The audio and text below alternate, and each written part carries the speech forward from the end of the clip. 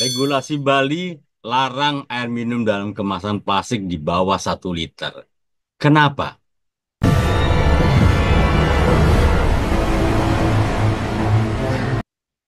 Pemerintah Provinsi Bali menerbitkan Surat Edaran Gubernur Bali Nomor 9 Tahun 2025 untuk menghadapi krisis sampah plastik.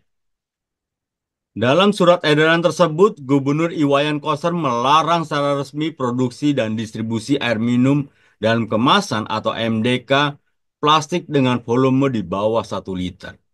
Larangan ini tidak hanya ditujukan kepada produsen besar, tetapi juga berlaku bagi pelaku usaha kecil dan menengah yang menjual air minum kemasan plastik sekali pakai berukuran kecil.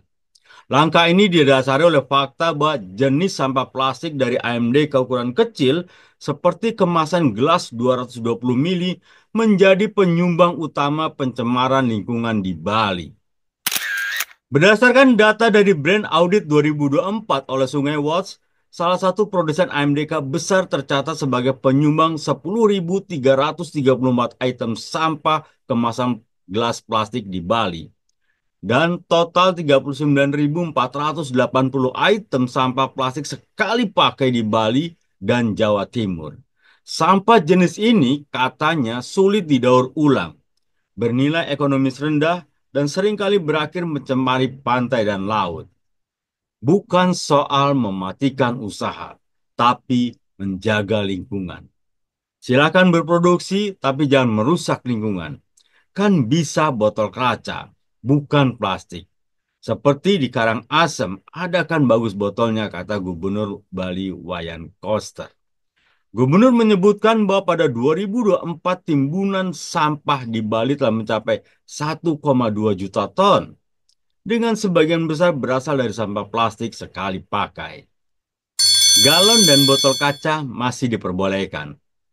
Meski larangan berlaku untuk kemasan kecil, Gubernur Koster menjelaskan bahwa galon dan kemasan air ramah lingkungan seperti botol kaca tetap diperbolehkan. Ia bahkan mendorong produsen untuk melakukan inovasi dan pengemasan agar tetap bisa berproduksi tanpa merusak lingkungan.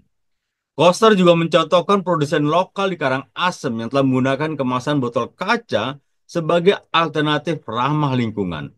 Untuk mendukung implementasi kebijakan ini, pengawasan akan dilakukan secara ketat oleh Satpol PP bersama perangkat daerah dan komunitas lingkungan. Bagi produsen yang tetap melanggar aturan, Pemprov Bali tidak segan memberikan sanksi administratif, termasuk pencabutan izin usaha dan pengumuman terbuka melalui media sosial sebagai perusahaan yang tidak ramah lingkungan. Dukungan dari berbagai pihak. Kebijakan ini mendapat sambutan positif dari berbagai kalangan, termasuk dari anggota Komisi 7 DPR RI Bane Raja Manalu, yang menyebut larangan ini sejalan dengan semangat pelestarian lingkungan dan nilai-nilai budaya Bali yang menjunjung keseimbangan alam. Kebijakan yang baik untuk masa depan Bali dan masyarakat, sesuai dengan kultur Bali yang menjaga keseimbangan budaya dan lingkungan. Bane menambahkan bahwa kebijakan ini justru membuka peluang ekonomi baru, seperti berkembangnya industri tumbler, refill station, dan distributor air isi ulang. Keberhasilan kebijakan ini juga mendorong masyarakat Indonesia untuk lebih sadar lingkungan. Kebijakan ini menjadi langkah nyata untuk mengurangi polusi plastik dari hulu, mendorong perubahan perilaku masyarakat, dan membentuk sistem pengelolaan sampah yang lebih berkelanjutan. PDAM Badung siap produksi kemasan kaca. Produk AMDK lokal bernama Berlis akan menunjukkan identitas Bali melalui desain botol kaca dengan sasaran pasar wisata seperti hotel dan pusat oleh-oleh yang kaca, bukan plastik. Misalnya, Berlis akan produksi untuk dipasarkan di hotel, setelah habis kan bisa dipungut lagi. Kalau plastik memang akan terbuang dan menjadi limbah. Dengan desain yang khas Bali, maka botol-botol minuman ini akan menjadi oleh-oleh khas Bali yang unik. Bagaimana nasib pemulung? Bisakah pemberdayaan pemulung untuk mengatasi sampah plastik di Bali?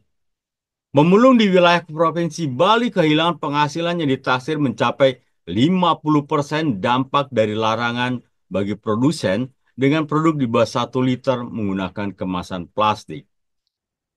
Ketua Umum Ikatan Pemulung Indonesia, Prispoli Lengko, mengungkapkan botol-botol air minum dalam kemasan berukuran di bawah 1 liter selama ini menjadi andalan penghasilan bagi keluarga para pemulung karena harganya yang lumayan tinggi. Diakui Sekretaris Jenderal Asosiasi Daur Ulang Plastik Indonesia, Edi Supriyanto, botol air mineral di bawah 1 liter merupakan material yang banyak dicari untuk diolah dengan ketat oleh para industri daur ulang plastik.